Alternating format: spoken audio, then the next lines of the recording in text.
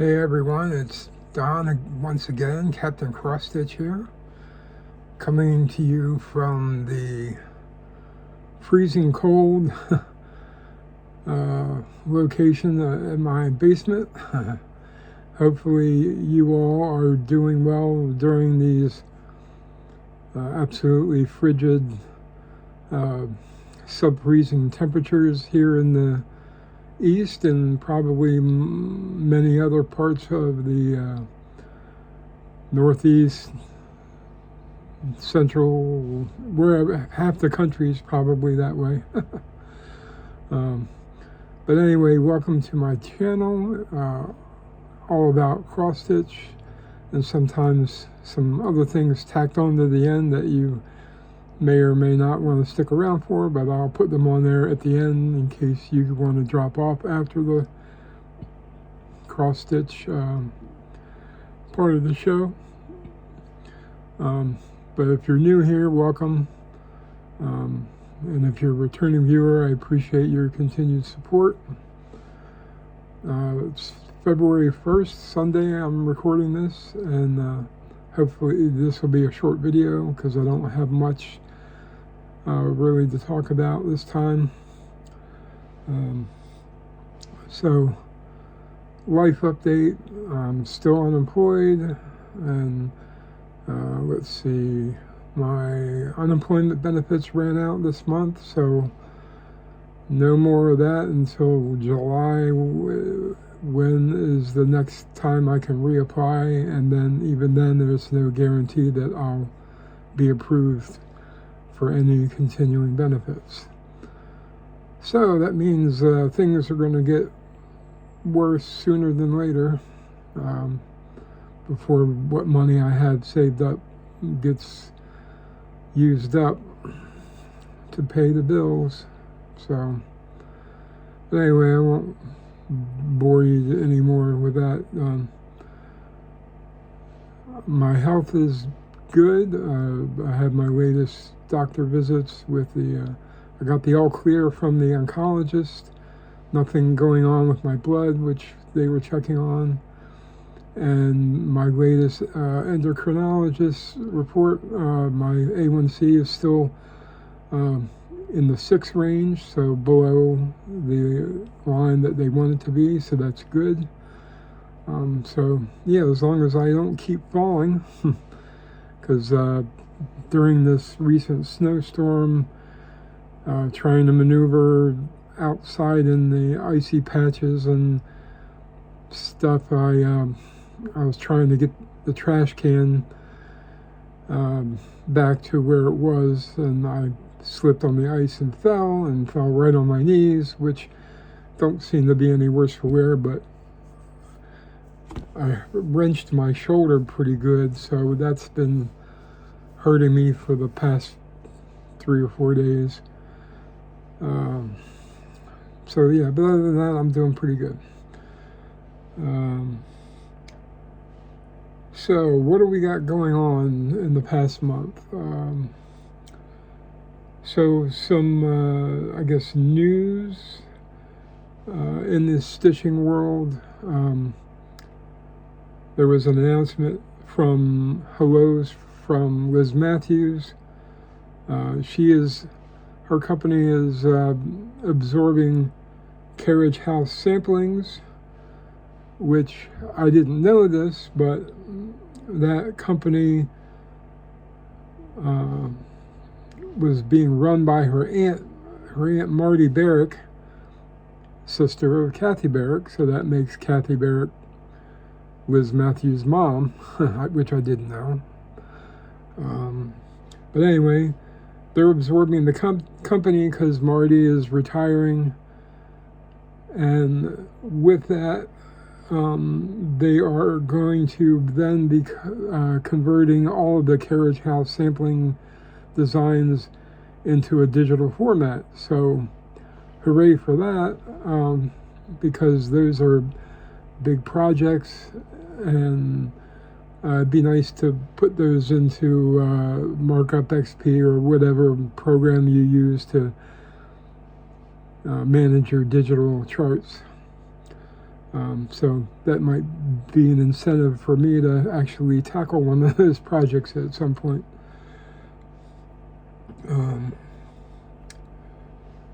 So what else is going on?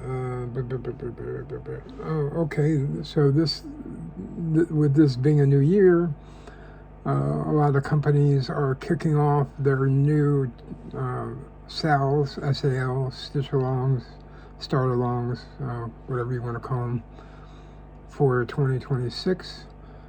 A couple that I took note of were, I don't know, I'm not sure I'm pronouncing this right, but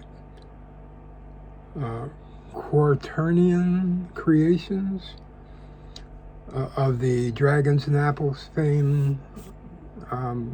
Their third in a stitch-along series that involves 3 colors and dragons. The new SAL is called In Our Dreams We Are Dancing. So check their website or Etsy. You can find that on there.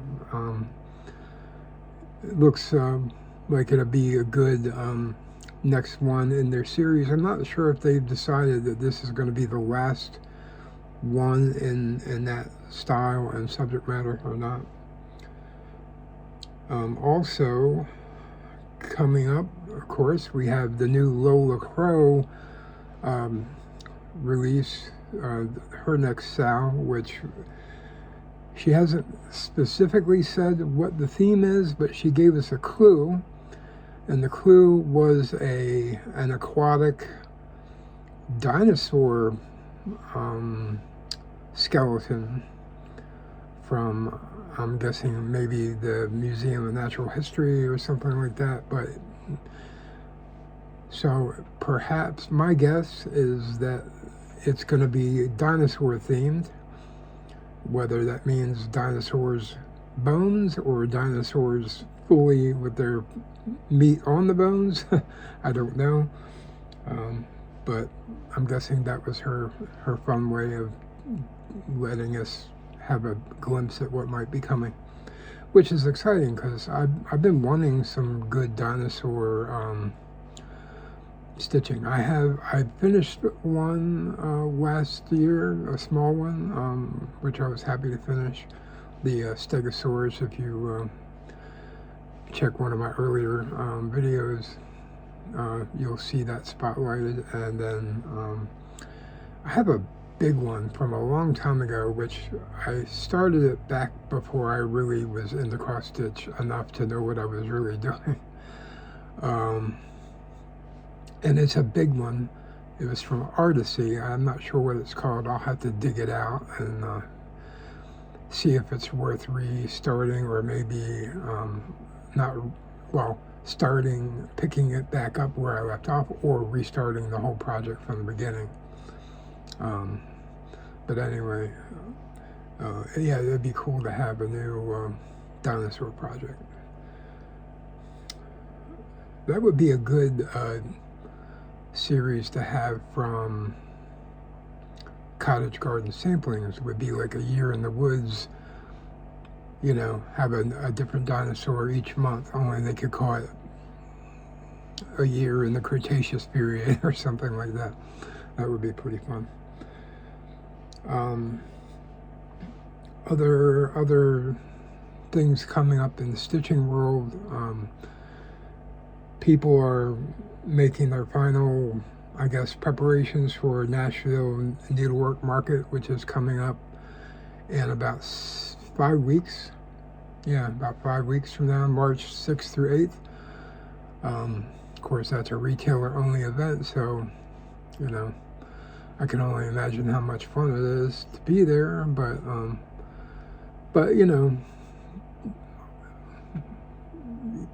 people like Stephanie Webb from Lindy Stitches, she'll be broadcasting all the goodies that she's come across that I'm guessing she'll be ordering for her shop, and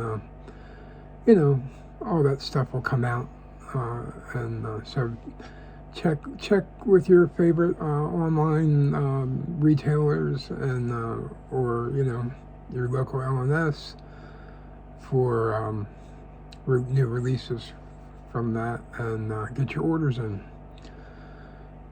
Okay, what else? So last month I had said I had I had 3 new starts that I wanted to do. I had the Coachman from Cottage Garden Samplings, part of their Snowman Collector series.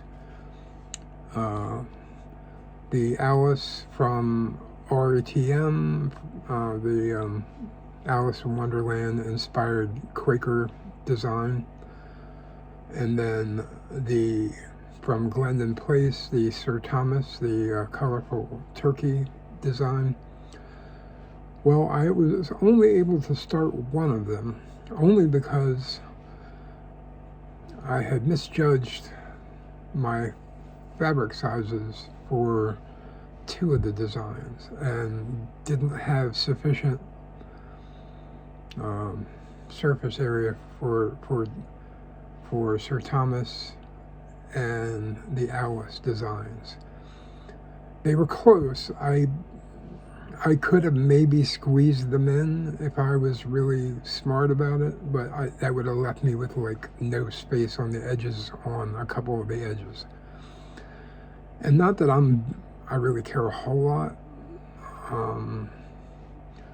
but I'd rather err on having too much fabric, extra fabric to mess around with when the time comes for finishing, but I just didn't want to take that chance, so I figured I'll just put those off and order some bigger pieces. And so for those 2 that I didn't start, I'm waiting for fabric to arrive. Should be hopefully sometime in February, but I don't know, because I placed an order for 3 pieces, actually, 3 fat halves from Grace Notes Fabrics, and I'm not sure how long it's going to take for them to get those to me, so we'll see. But certainly when they arrive, I'll be jumping right in on those projects because I'm eager to go on. I really want to start both of those still. But with that being said, I still had 2 new starts. It's just one I kind of was an unexpected new start, and it was something that really like pushed all the right buttons for me to want to start it, so I did. So we'll get right into whips, and I'll share those 2, that other new start that I didn't announce. So, well, we'll show you that one first. So the other one that wasn't planned, so I had been doing some cleanup in my cross-stitch digital files, and I came across 4 or 5 that I totally forgot that I purchased, and they were all from Al Forest Embroidery, which is one of my favorite, we'll just say one of my favorites. So the one I decided to start, which was the first one that just caught my eye, is one called Magpie's Porridge, which is kind of a weird title, but when you see it, you'll know why. So here's the finished design. So gorgeous, great use of colors, and the design is very Eastern European, which is befitting from a company in that region. But anyway,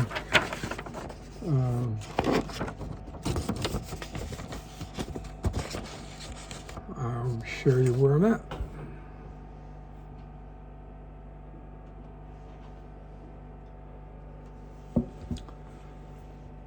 So I'm stitching this piece of Grace Notes Fabrics Macchiato 14 count Aida.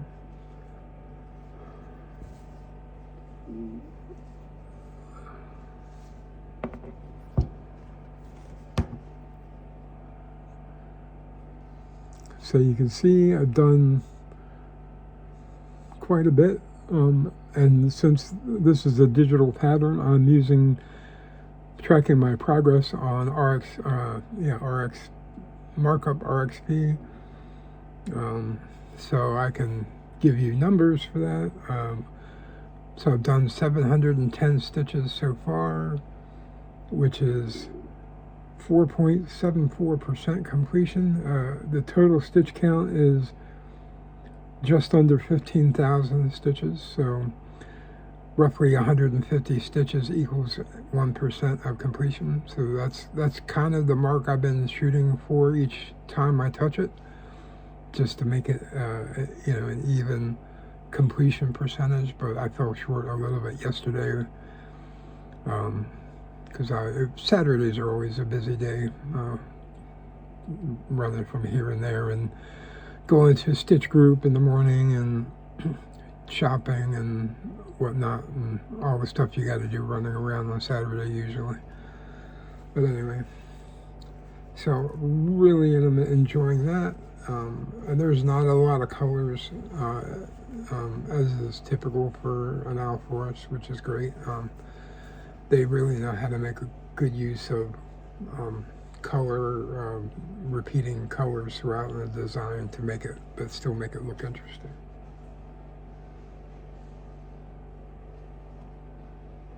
Let's see.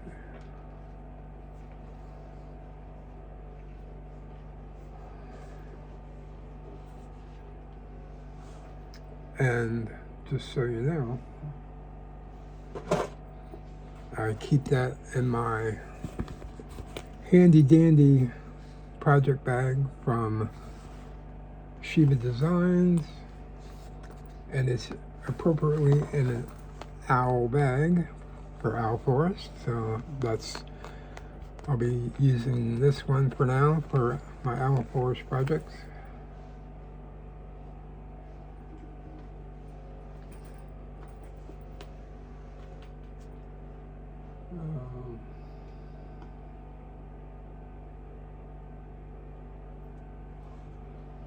So, and then my other new start was the Coachman from Cottage Garden Samplings, and it's part of the Snowman series. So, of course, I'm storing it in my Snowman project bag.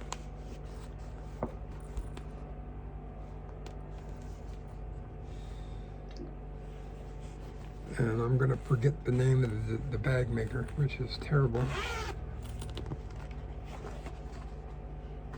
Oh, it was from Crafty Husky on Etsy. So check them out. The design, the bag quality is really high.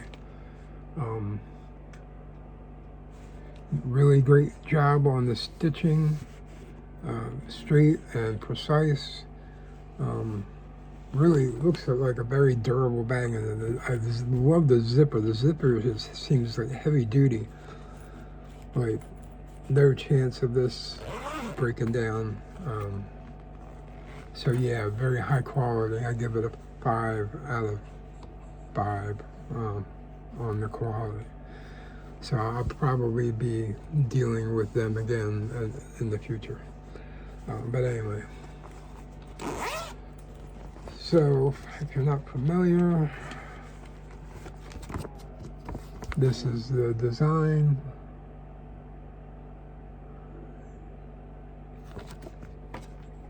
Typical from them, you know. And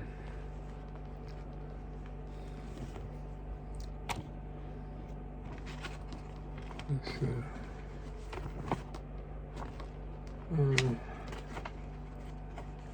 Oh well.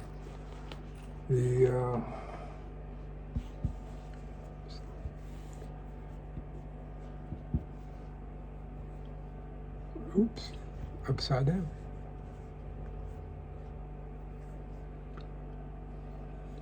So that's where I'm at.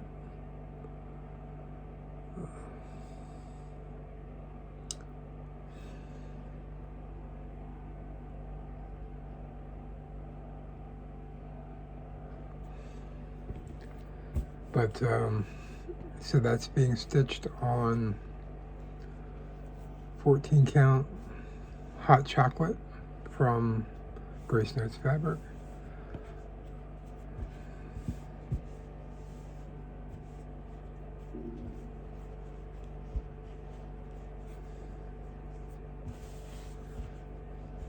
That was very enjoyable to work on as well.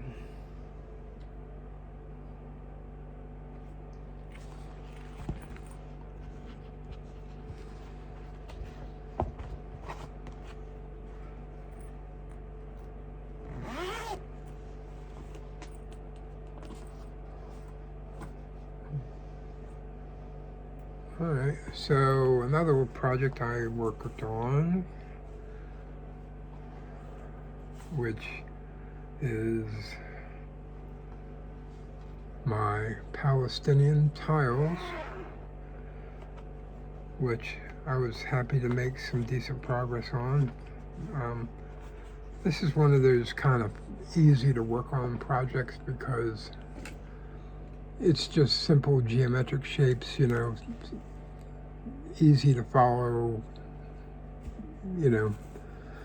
You could work on a single color at a time.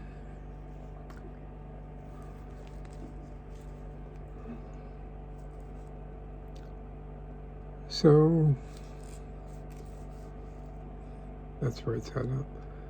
So I was able to finish this column of 3 identical designs of different colors and finish the black border around it, and I started filling in the central part of the design on each one. So that's kind of where I left off, and you can see the sparkle in the fabric.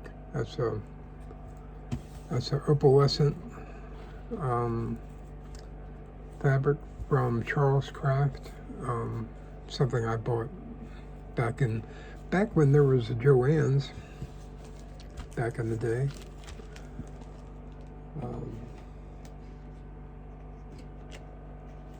But yeah, I don't have a. I need to figure out how to get a finished printed copy of what the total picture of the design looks like, so you guys can see that going forward when next time I work on this.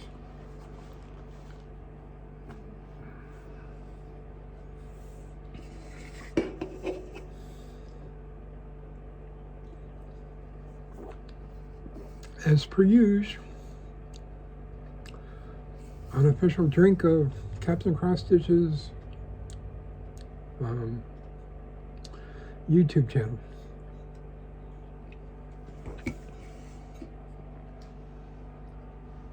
Alright, and my last whip that I worked on for the month of January was none other than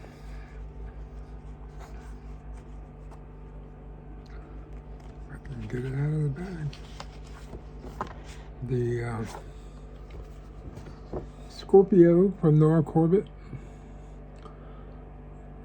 Very simplistic but pretty design from her Zodiac series that she did.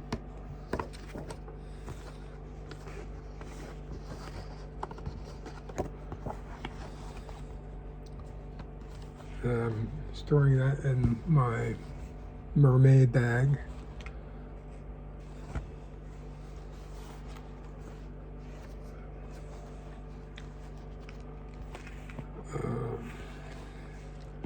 As per usual, the name of the bag, the lady who made the bag for, just went out of my head. But I made some progress on this as well. I actually started on some of the skin because the color, the the Carolyn water lilies color that I was working on. I finished all of the blocks for that color. So I moved on to some of the flesh tones.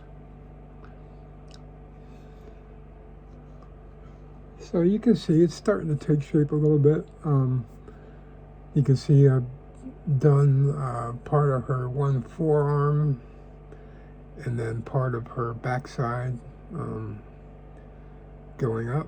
So yeah, coming along. And that's being stitched on a 14 count Palomino from Grace Notes Fabrics.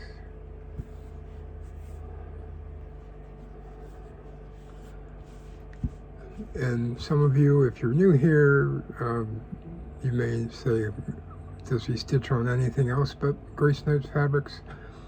98% of the time, no.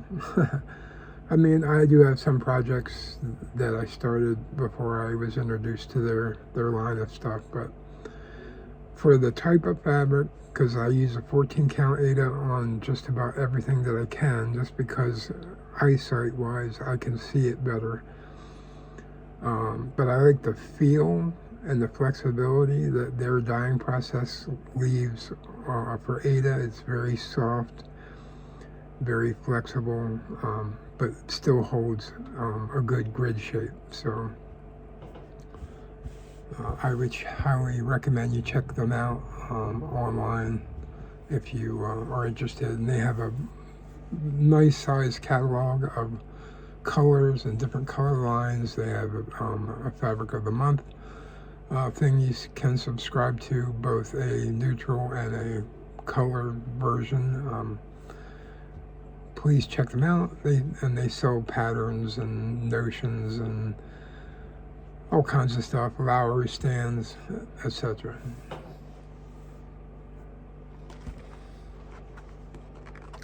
Plus, they're very nice people.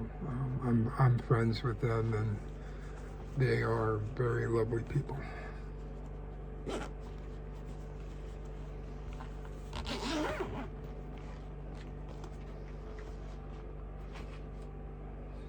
Okay, so that was my whips for the month of January.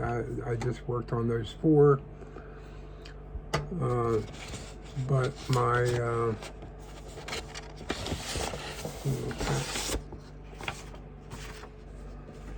so my progress on, let's see.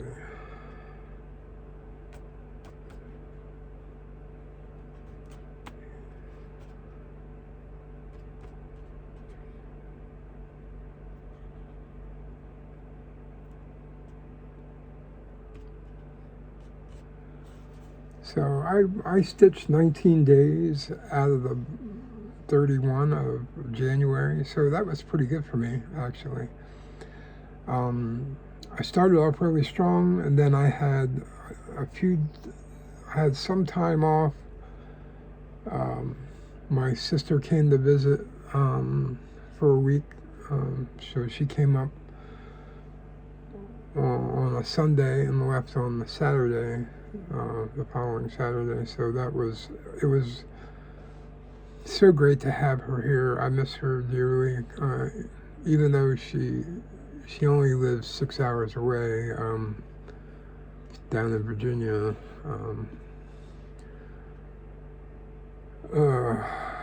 I don't travel much,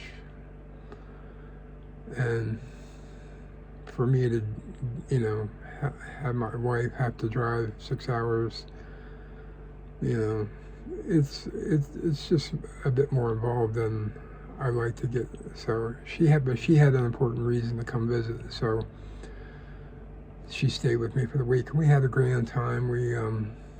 We talked a lot and reminisced about our childhood and how we miss mom and dad, and our past, and the fact that we're both unemployed at the moment, which is more devastating to her because she's a single income person and she owns a home, and I don't know. I mean, she should bounce back quicker than me, I would think, because she's a lot more adept at what she does, and should be in high demand for what she does. So I would imagine she'll bounce back quicker than if I ever do. But anyway, so for the month of January, my total number of stitches was 2,448. Now, to some of you, that's a weekend or a Saturday. But for me, that's awesome. Not that I ever bothered to keep track before, but I'm notoriously slow. So, if I can bust out 150 in a 3-hour period, let's say, I'm doing pretty good. But my problem is I can't hold my attention. Sorry, I'm wiggling so much, my legs are bothering me. And that's part of my problem is I can't sit for very long. Of course, I can't stand for very long either, so I'm kind of caught in no man's land there. But yeah, for me to sit for too long and stitch, plus I must have some form of ADHD or something, because I can't seem to focus on anything, not just stitching, but reading and anything else I would like to do. I can't seem to focus on anything for too long. But anyway, I did manage to focus fairly well for that month to get that number of stitches. So I'm hoping that I can do as well in February, even though it's a three days less during a shorter month. But we'll see. We'll see how I do. So what else do I have? Okay. Oh yeah, another stitch along that I kind of forgot to mention, and it's not really new to 2026, although it's continuing through the first big chunk of 2026, but it began in 2025. But I somehow overlooked this or something, but I've since, purchased it. It's from Tempting Tangles Design. So my friend Deborah Dick over there at Tempting Tangles, she has a SAL called Magic Patchwork, which is a massive undertaking. So what it is, it's basically like 4 SALs in one. So it's one big design divided into 4 quadrants, and each quadrant is its own stitch along, standalone stitch along. But each one, which I'm assuming they're all going to be the same number of pieces, but the first quadrant is 16 parts. So the parts aren't massive. So if you're any reasonably fast stitcher, you could probably zip through them fairly quickly. You could probably do one every couple of days or so. And they're, it's monochromatic, individual motifs, much like a Quaker design. But each quadrant is so they're in quadrant 2 now. So the first 16 parts have all been released. But it's a really gorgeous design. It's very colorful.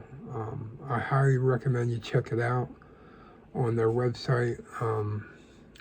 It's called Magic Patchwork, and they have a Facebook group and everything, and parts are released through there. So check it out. she could really use the business, and I don't think he will be disappointed in what she has. And she has a huge catalog of stuff, not just, the stitch along. If that's not your thing, check out her other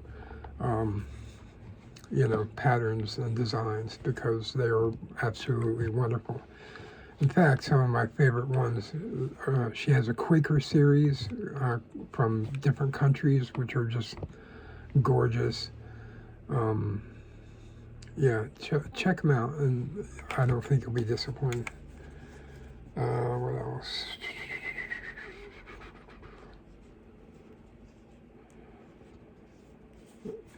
Okay. So a couple other stitchy things, and then the last couple of things will be non-stitchy related. So,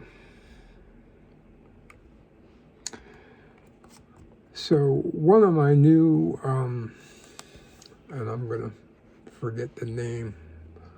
Hold on a second. I'm going to try and pull this up. Pardon me for a moment.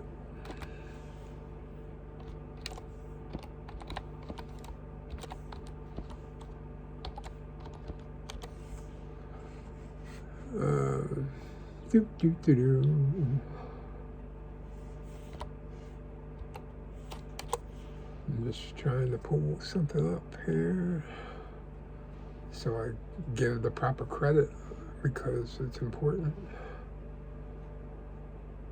Okay.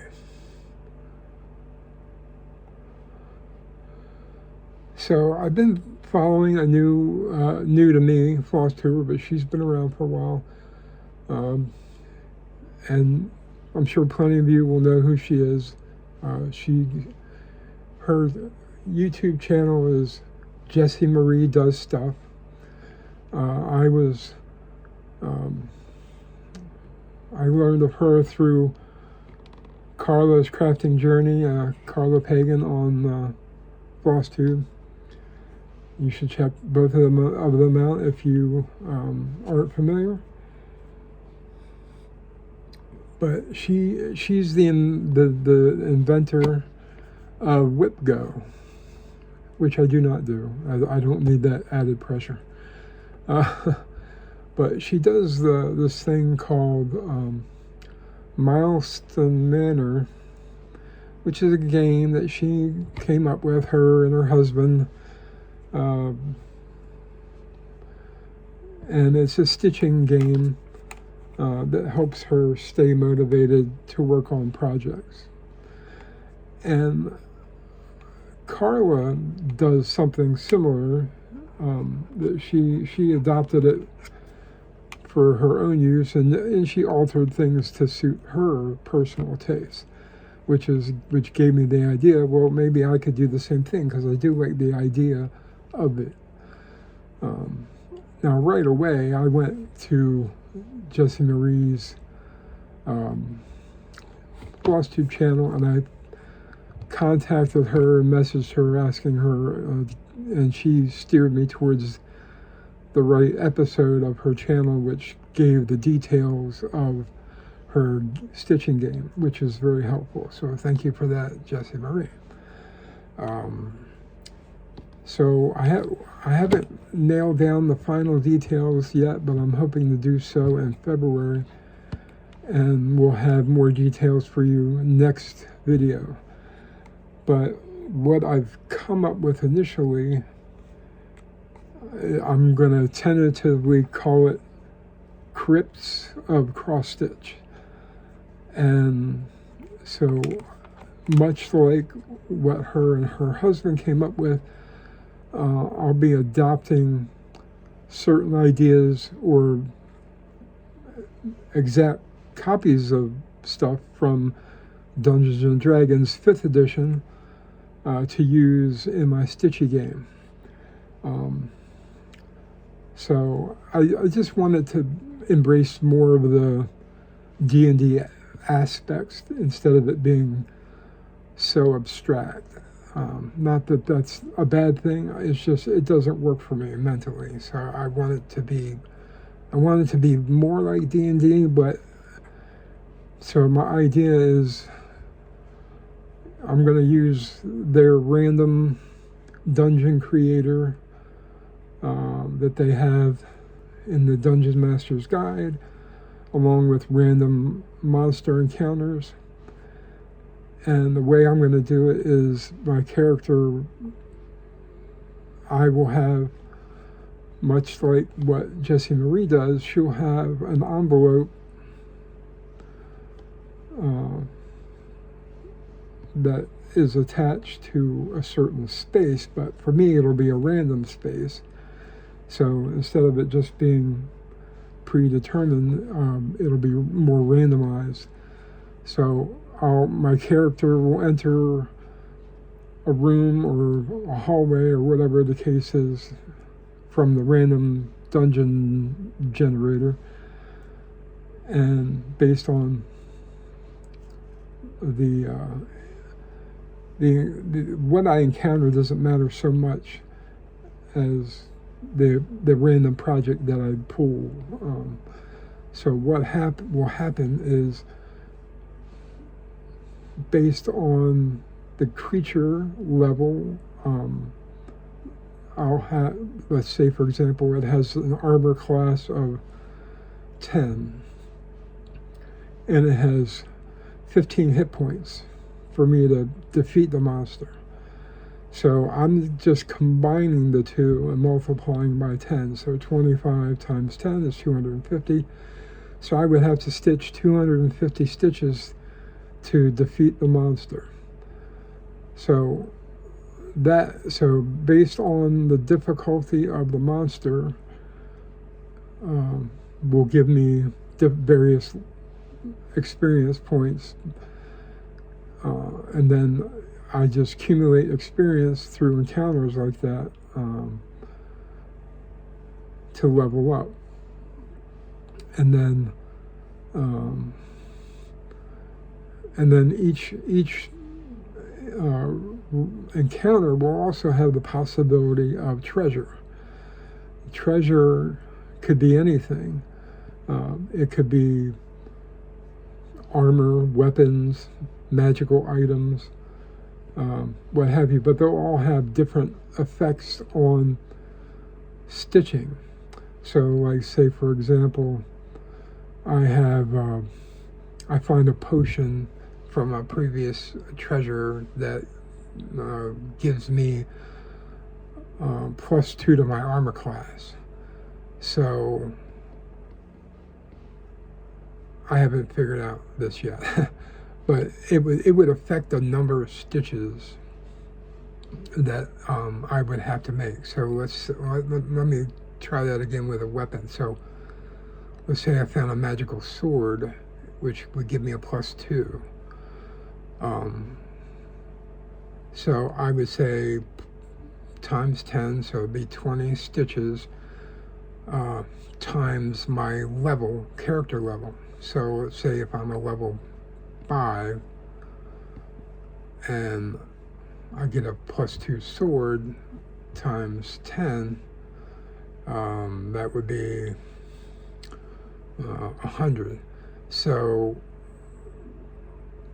I could say, okay, but I'm encountering this monster that requires me to stitch 500 stitches to defeat it. Well, with the +2 sword, it's giving me 100 stitch bonus.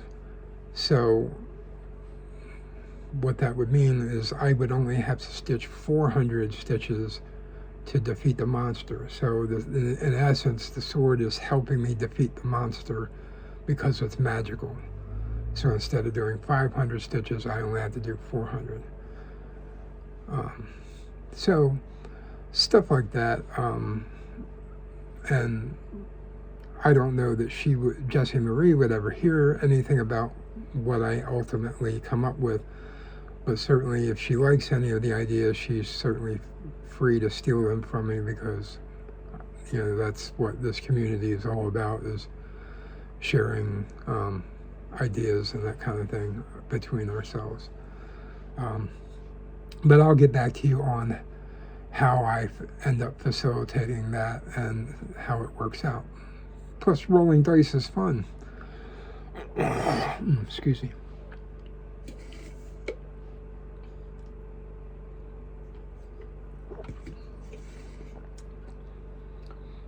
Okay,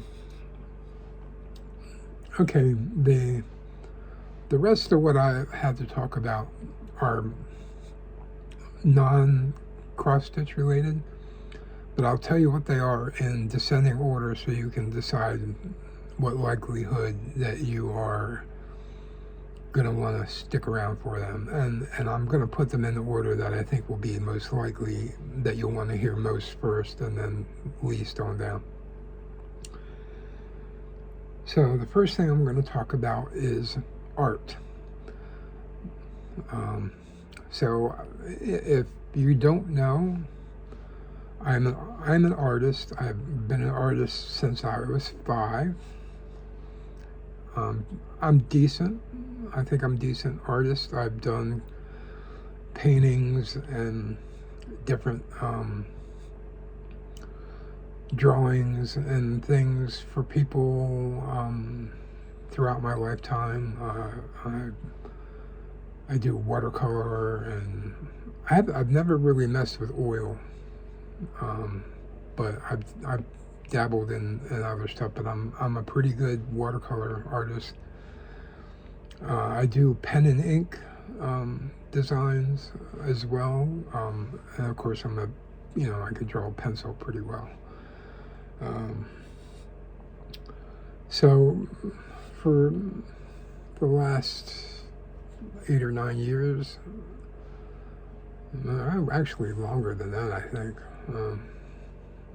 Now that I think about it, it's probably been more like since about 2012.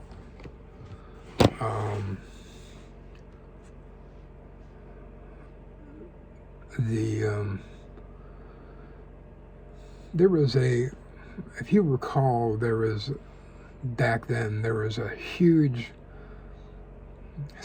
surgence of what they now call adult coloring. Adult coloring books. That whole trend, and it still goes on today. It's just not as crazy as it was back then. But anyway, there was something that I had been exposed to back at around the same time called tangle art, and some of you may or may not know what that is, but essentially it's doodling of designs, and I say doodling, but that's what some people might call it. But to me, it's very well structured patterns and geometric repetition and coming up with interesting layouts and that kind of stuff. But over time, I found I really enjoyed doing it, and so there was a designer that had put out several books of templates of designs. So, like, I think I could show you.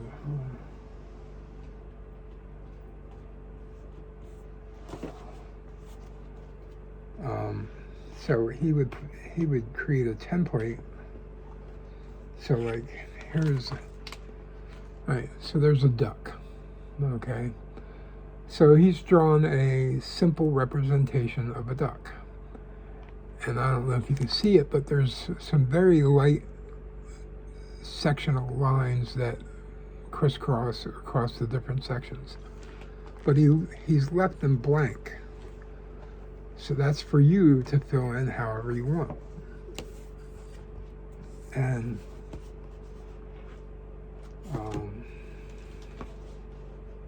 so I started doing that. Sorry, I'm trying to find something.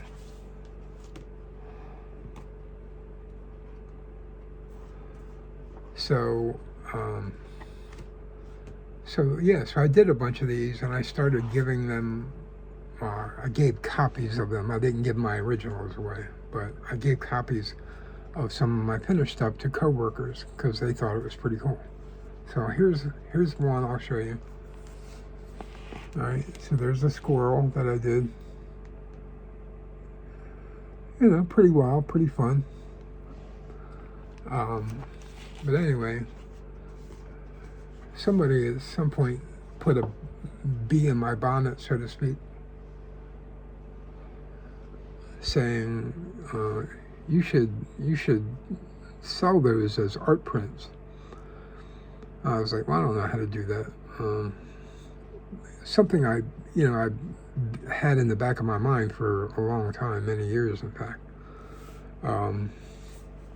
Well, I recently found somebody on Instagram who does not that kind of art, but does art, and but puts her art on postcards and sells them through a postcard club on Patreon.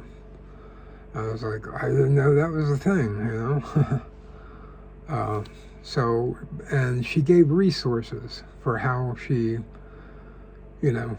creates the cards and the stuff that she puts in her club and all that. So I have a whole list of resources which I'm reading up on, and I'm going to be testing it out. So actually that squirrel that I just showed you is going to be my first test design.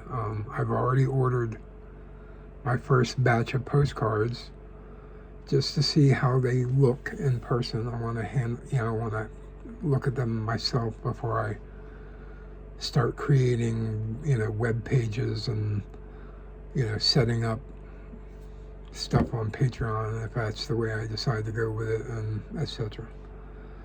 So cross your fingers, send up a prayer or something for me if that's your thing. I would love to have that be my job, creating art and selling it and being able to support myself that way at some point down the road, maybe. But ideas are like swimming around in my head, all the different things I could do, over several years worth of work. So anyway, I'll keep you posted on how that progresses. And hopefully by next video, I can show you the postcard, because I already ordered a small batch of them just to see how they turn out. All right, so the other thing I'm into, and I forgot to list these, so if you stuck around, I appreciate it. Coming up on an hour. I'm hoping not to be too long-winded on these last two parts, but the last part I might go on a rant. The next thing I want to talk about are books. Not a whole lot to say, just what I've been reading the last month.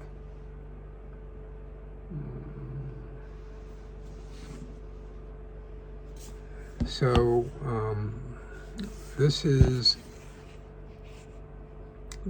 The Venetian Betrayal by Steve Berry. You can see I've just started it. I'm only about 80 pages in or so. But I've read several of his books and I like him a lot. So, but it's I'm reading them in chronological order of release. So this is the third book in a series of about 18 or 20 or so that he's written about this character. But it's modern day adventure fiction. It's about a former CIA agent named Cotton Malone who,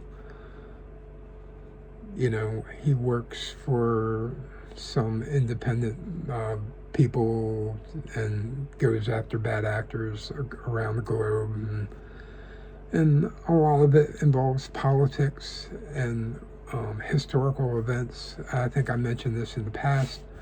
This one is involved with Alexander the Great, and the subsequent history that is passed down into modern day era and is what they're dealing with. I won't go into details on it, but it's been really good so far. So if you like that kind of stuff,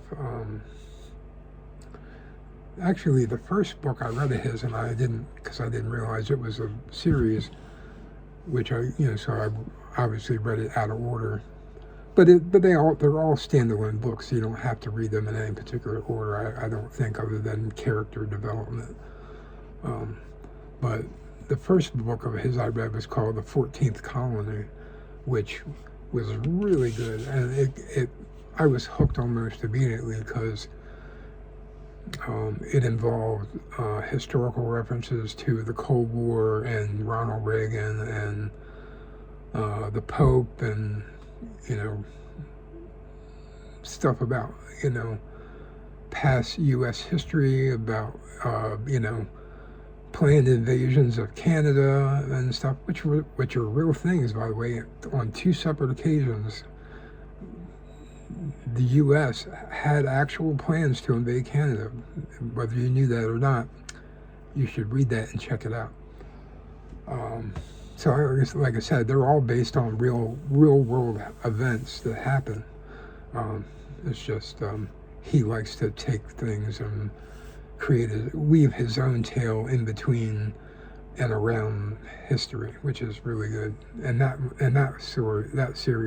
story book was really good because it involved suitcase nukes and all kinds of fun stuff. And anyway, so that's one book that I've stepped up because I hadn't been reading much for a while. I was reading political stuff, which was, which will lead me to my last rant section. So you may want to leave after this next part. And then the other book that I'm reading, which I just started last night, actually. So since I'm back on Instagram, and I'm now officially on Instagram as Captain Cross Stitch. So if you were a former subscriber and were following me under my original name, I'm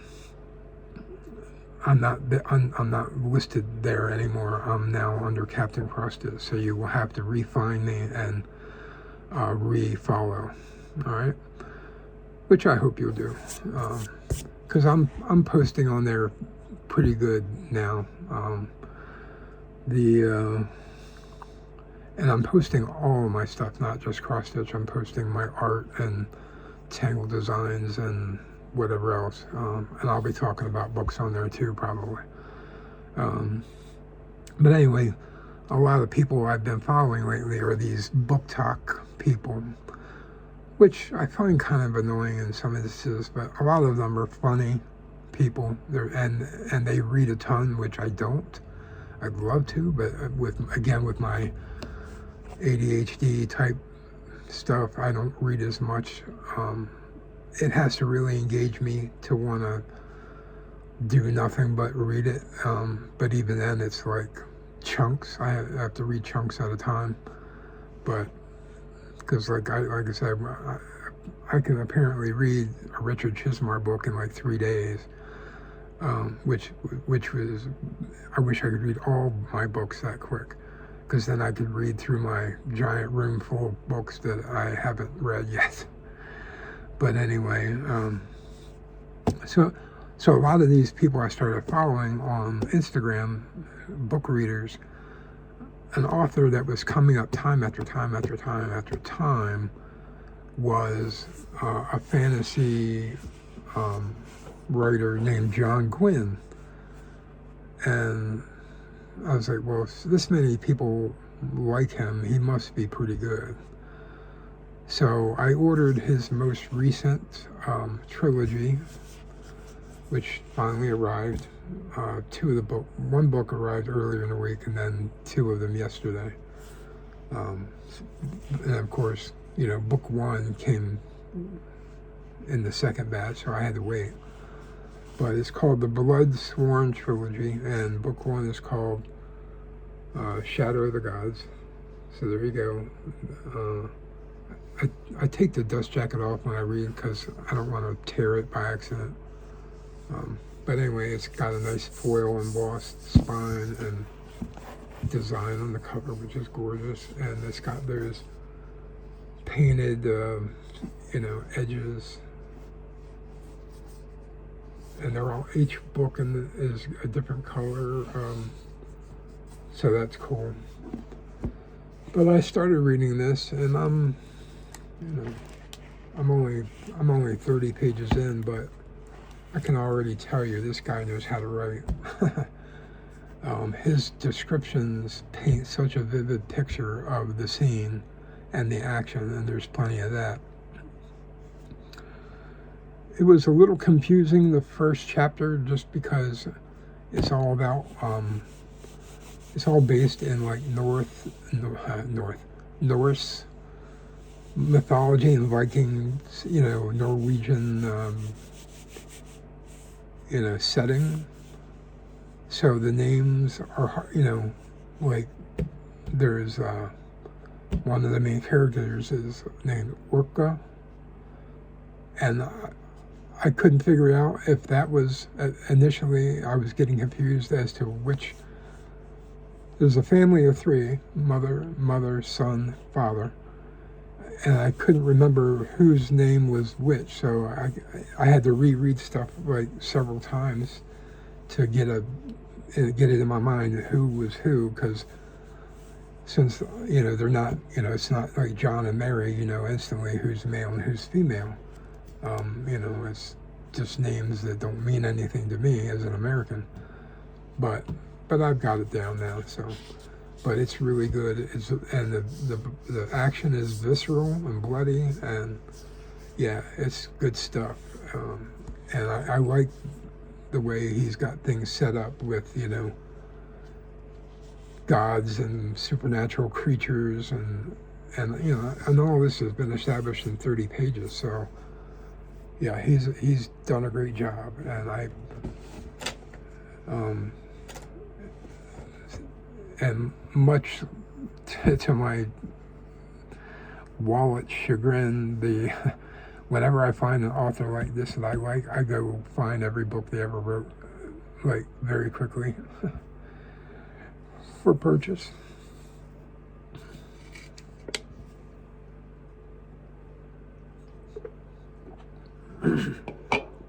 All right, so that's my reading right now. There's 2. So if any of those, I highly recommend those 2 authors to you. It's 2 different genres of writing, story writing. So check them out.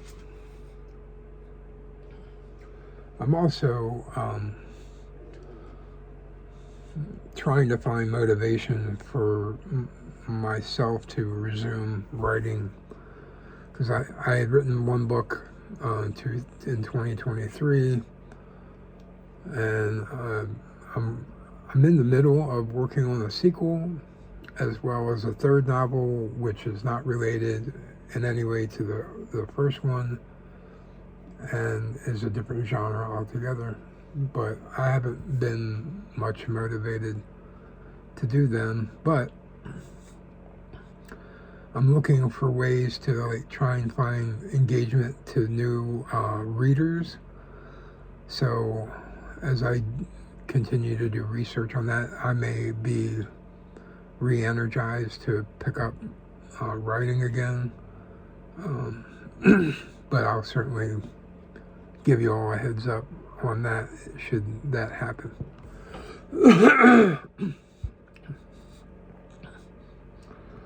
All right, so that's really about all I have that most of you are going to want to hear. But so if you're going to leave at this point, I thank you once again for showing up and listening to an old man with no job.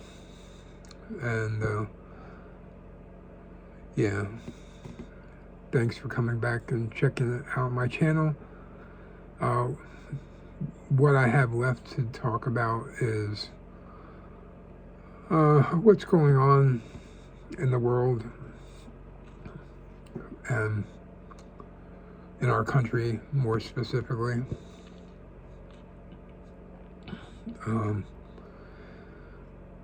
So, I try not to be too political, because everybody has an opinion, and that's great. I think it's great that everybody has their own opinion.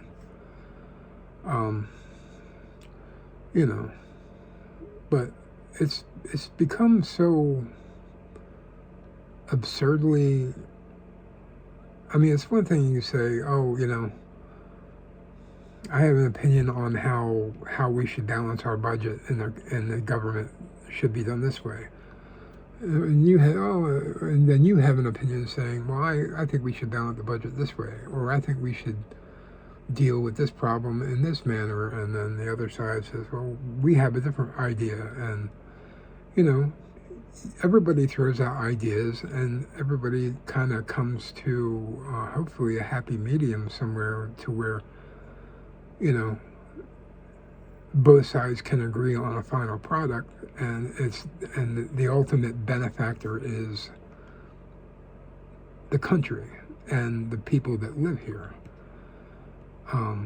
But when it becomes an absurdity,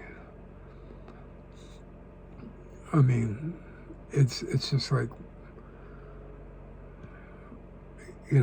I can watch one news channel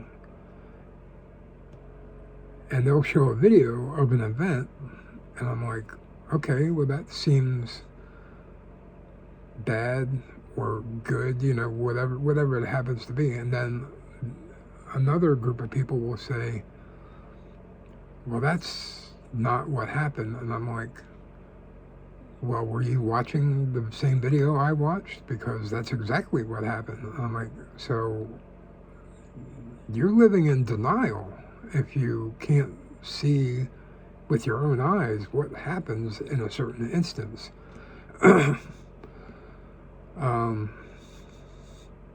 So obviously what I'm leading into is the events going on in Minnesota right now.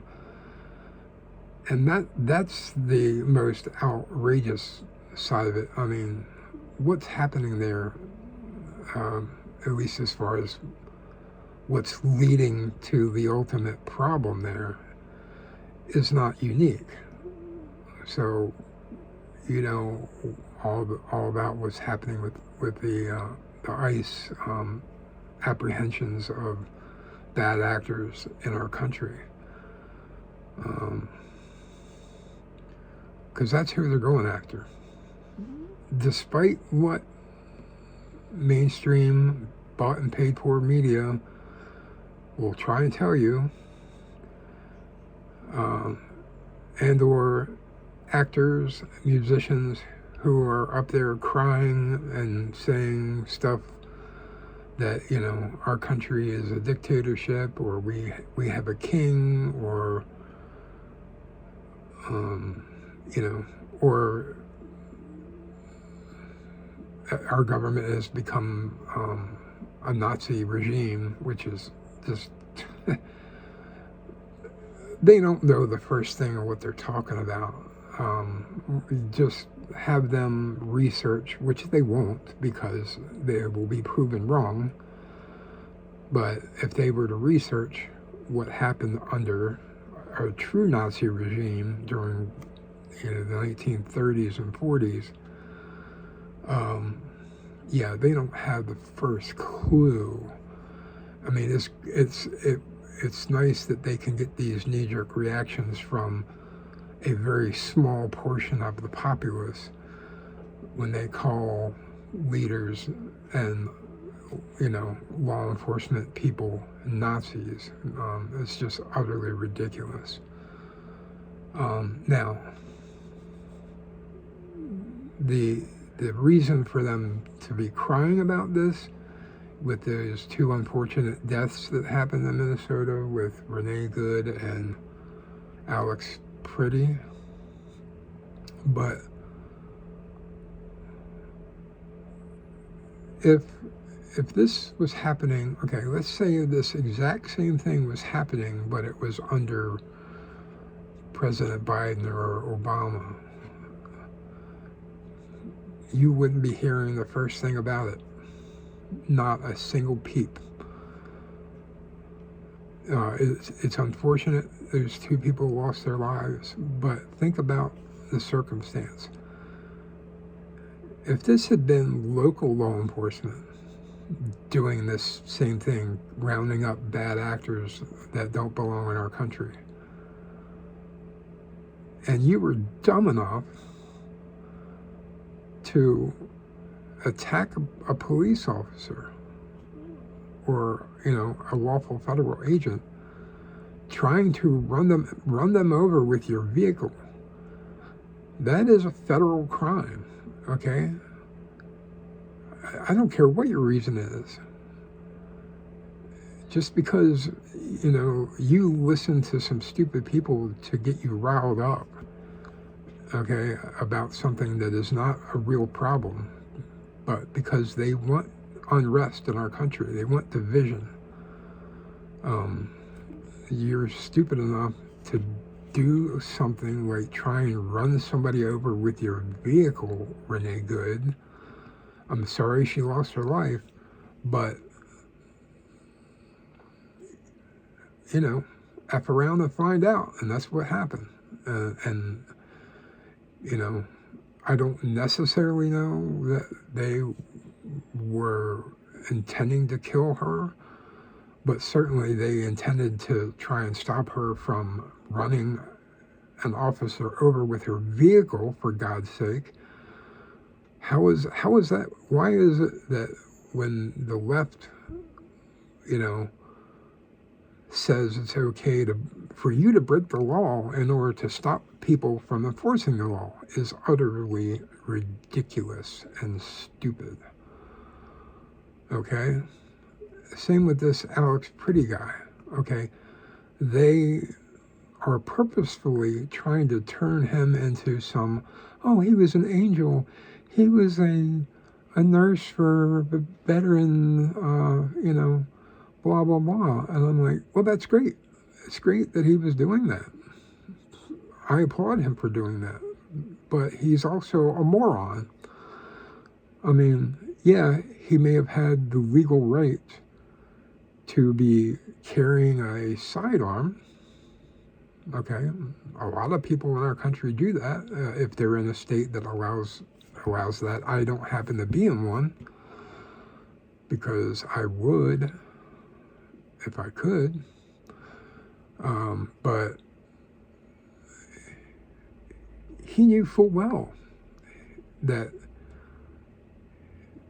he was purposefully trying to stir the pot, because 10 days or whatever it was prior to the event where he was killed, he was in yet a previous encounter with ICE agents, where he was physical with them and spitting on them, kicking their vehicle and doing damage to it, which is a federal crime, by the way. Again, it's like, they think, because they think they have the moral high ground, that laws don't apply to them and they can do whatever they want. Well, again, he effed around and found out. And again, I will say it's sad that he lost his life over something that is basically a big lie. But, maybe people will start learning, or they're just going to keep stoking the fires and making things worse, and that's exactly what we don't need. And of course, all the left is saying, oh, this is all Trump's fault. Trump, Trump, Trump, Trump, Trump, Trump, Trump. That's all they want to talk about. I was just like, Where were the same people complaining when Obama was in office or when Biden was in office? You know, Tom Homan, the head of Department of Homeland Security and all that, and ICE, he had to go to Minnesota and, you know, try and, you know, get the local government there with stupid Tim Walz and that Fry guy, the mayor of Minneapolis, both morons. They, you know, they're all like condemning him for, you know, and they're like, look, how come ICE can operate in, you know, literally almost any other state? I mean, California gives them a rack of crap about operations there, but you know, they operate in states all over the country, and you don't hear any of this crap coming from there. You know why? Because they're not liberally run states that are being destroyed by the people that run them, aka Tim Walz, aka Gavin Newsom, who's a jerk and a half. You don't hear any of this happening in other states, and people are being deported. In fact, more people were deported under Obama than there have been under Trump so far. Now, granted, Trump's going to try and change that, but yeah, and people don't realize this. So the guy in charge, Tom Homan, right? He's being vilified for doing, you know, the job that he's doing, which is, you know, pretty good if you ask me. But, you know, the left is screaming, oh, you know, he's a Nazi. He's trying to, you know, instigate actions against law-abiding citizens. Well, that's a lie right there. We're not going after law-abiding citizens. We're trying to get rid of the rapists and the murderers and drug dealers and, you know, child abductors and all that stuff. We're trying to get them out of our country, for God's sake. What is wrong with that? And in case you didn't know this, President Obama gave Tom Homan a medal back in the early 2010s, I think it was, for doing exactly what he's doing now. So it just shows you how one-sided it is. As long as if it's a Democrat doing it, it's hunky-dory. It's fine. Everything's great. But because it's under a Trump administration, it's evil. It's fascist. You're a bunch of Nazis. Well, you're a bunch of idiots. I'm sorry if you believe that, but you are. I mean, you can be a decent person and be a moron. Okay, yeah, there are people that I know personally that I like individually, but they're misguided idiots. I'm sorry. That's just the honest truth of it. And then you got the Hollywood people and, you know, music people, you know, saying they're stupid 5 cents. Like, you know, just because we, the public, made you famous, that we give a rat's behind what your political stance is. You know, I mean, Molly Ringwald was crying, saying, "Oh, we live in a fascist country." Oh, well, then get out, leave, do a Rosie O'Donnell and Ellen DeGeneres and get the hell out if you don't like it. Go live in a socialist country somewhere and see how good things are for you there. Just aka socialism fails every time. And then Bruce Springsteen with his Minneapolis song. What I haven't even heard it other than that it was reported on, and I was just like, oh, give me a break. Nobody cares. You haven't been important in decades. So just just go shut up. You know, I don't care about Bruce Springsteen.